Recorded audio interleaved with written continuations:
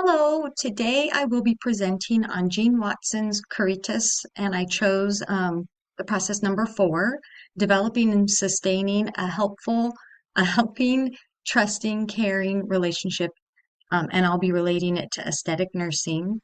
My name's Katie Soto, and I'm happy to share how this foundational process supports compassionate, patient-centered care in my particular field of nursing. Jean Watson's theory of human caring shifts our focus from tasks and procedures to meaningful human connections. At the heart of her work is the idea that caring is the essence of nursing. Her theory encourages us to embrace mind, body, and spirit of each person that we serve. Watson developed 10 Caritas processes that guide nurses in cultivating deeper, more healing relationships. These processes remind us to approach each patient holistically, supporting not just health, but emotional and spiritual well-being as well.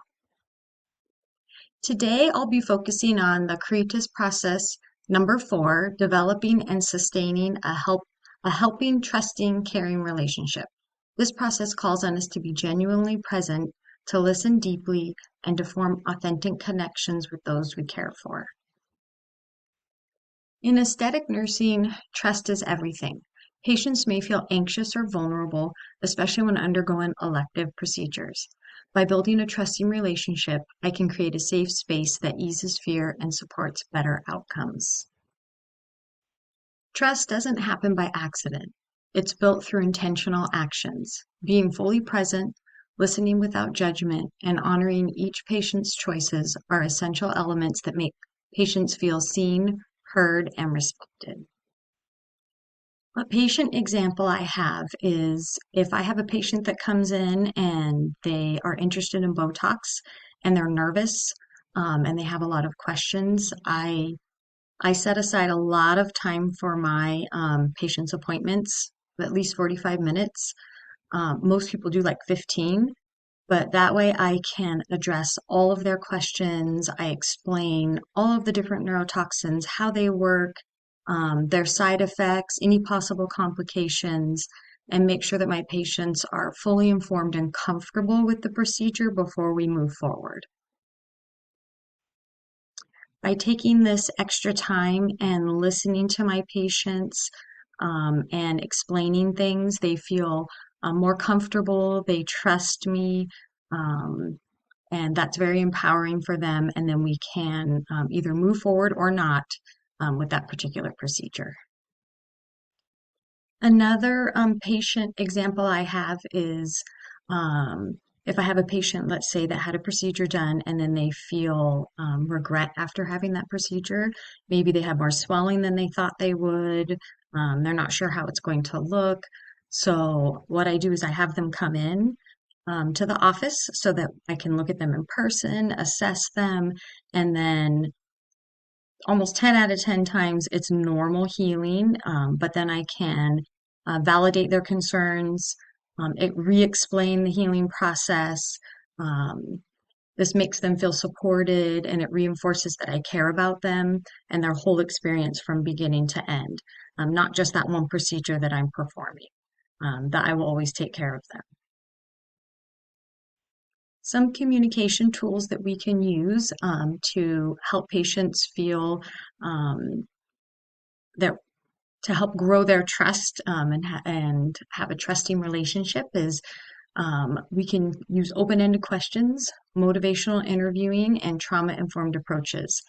This will help patients feel safe, respected, and engaged in their own care.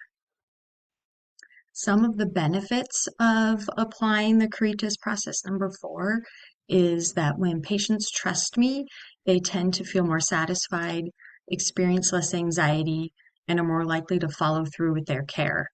And these benefits are not just emotional, they support better overall outcomes for the patient. Of course, there can be challenges to applying the Caritas process number 4, so it's not always easy.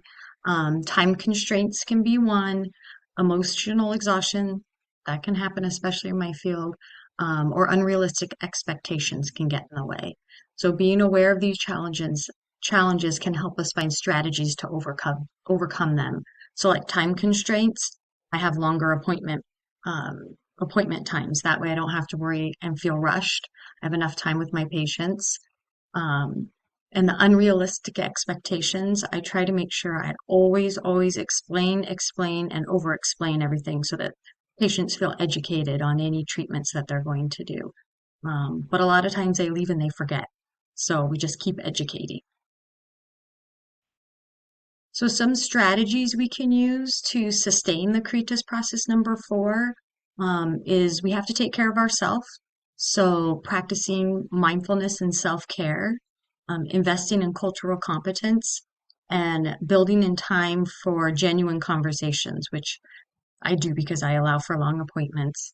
Um, but it's really nice to do conferences and to work with other providers so that you can talk through everything with your colleagues and provide better outcomes to your patients. In summary, Caritas process number 4 helps us to build trust, practice empathy, and honor each patient's experience. In aesthetic nursing, this is key to safe, ethical, and patient-centered care. Jean Watson said, "Caring is the essence of nursing." Caritas process number 4 reminds us to bring our full presence into every interaction. In aesthetic nursing, where skill meets vulnerability, presence makes all the difference for our patients. And then these are some references that support the concepts and practices that I shared with you today. Thank you for joining me and exploring this part of nursing and Caritas process number 4. Thank you.